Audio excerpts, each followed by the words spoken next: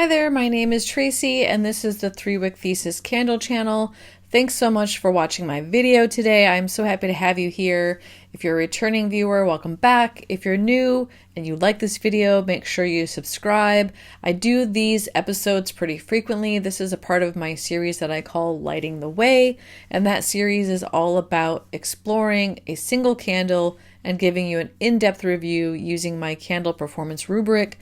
It also usually focuses on candles that you have to buy blind from Goose Creek in particular, or new releases from Bath & Body Works, just so you have an idea of what those scents are and how they burn in terms of wick and pooling and whether or not they soot, those sorts of things we care about, and also throw. Today I have a new fragrance for you. This is from Goose Creek. This is a part of their spring line that launched here a few weeks ago, almost a month ago now. And they all have these floral jars with some sort of animal or bird. This one has a bird on it, and they're really pretty. It's a peacock, which the head kind of gets cut off on that. So let me take the lid off so you can see, because this is going to look like this when it burns, right? So you'll be able to see the full bird. Beautiful florals on there. This is a really well done label. White wax, and this one has pretty thin wicks. The scent notes on this one are island orchid petals, wild gardenia, and pink sands. Gotta be honest, I don't know what orchid smells like. All I get is gardenia. And it's pretty strong. This is a very floral forward candle.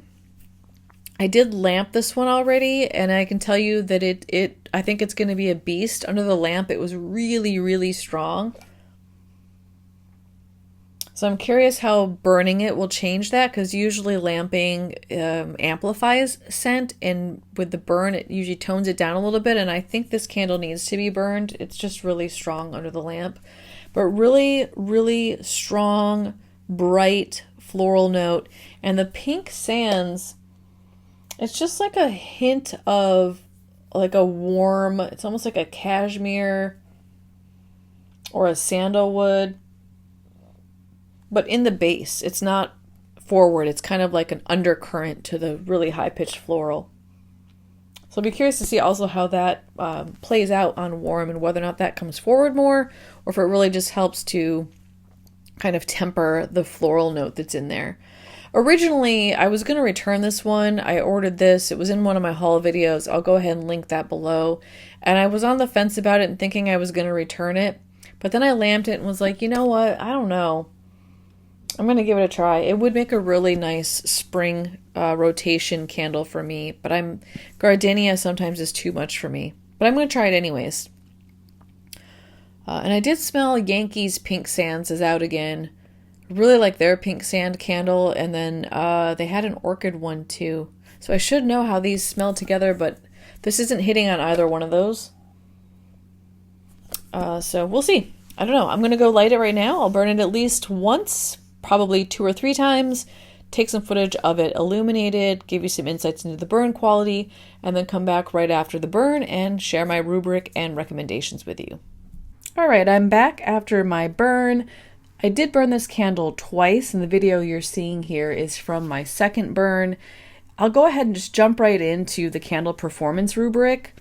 For scent quality, I went ahead and assigned this an A. I feel like it's really well balanced. You get the floral note, which is kind of bright and sharp. It's really strong and definitely the foremost fragrance that you get when lit. However, it is well balanced with that pink sands note, which reads almost like a sandalwood or a warm cashmere. It just adds a little bit of foundation for that floral to sit on and makes it just smell really, really warm and well balanced. In terms of throw, my predictions about this one being a beast were absolutely correct. As noted under the lamp, this is really, really strong, and in my personal opinion, I feel like it needs to be lit to help combat some of that strength. If you really want high throw on a floral gardenia candle, I would say go ahead and lamp it. But if you want that toned down a bit but still have strong throw, I would burn this one. It not only filled out my bedroom, it also filled out my open concept. I also tested this with my front door and my bedroom window open so that you get a cross draft between the split level of my condo, and it held up to that breeze. In general, I feel like this is going to be a really good late spring candle when it starts to get warm and I want the windows open, but I still want to be able to smell my candle.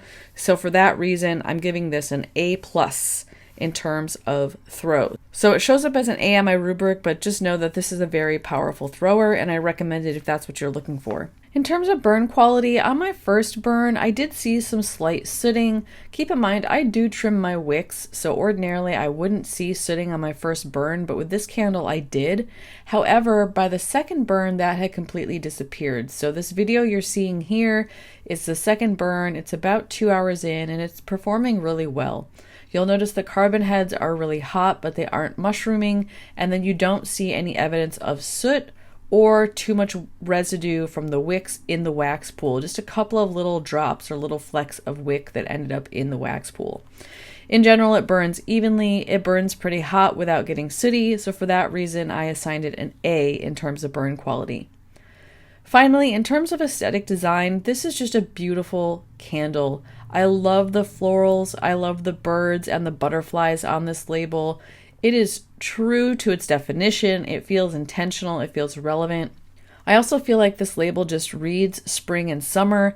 When I look at it, I feel like I'm in paradise. For that reason, I assigned this candle an A in aesthetic design. Overall, this candle received an A and a solid 4.0 on a 4.0 scale. So this is a highly recommended candle. I'm not a gardenia fan and I still like this one. So I think that speaks to the quality of this particular candle. For me personally, this isn't going to be a repurchase, at least not this year. That's because I'm also getting the gardenia candle from Bath & Body Works, and given that gardenia isn't really my favorite scent in the world, I don't think I need additional backups of that particular fragrance.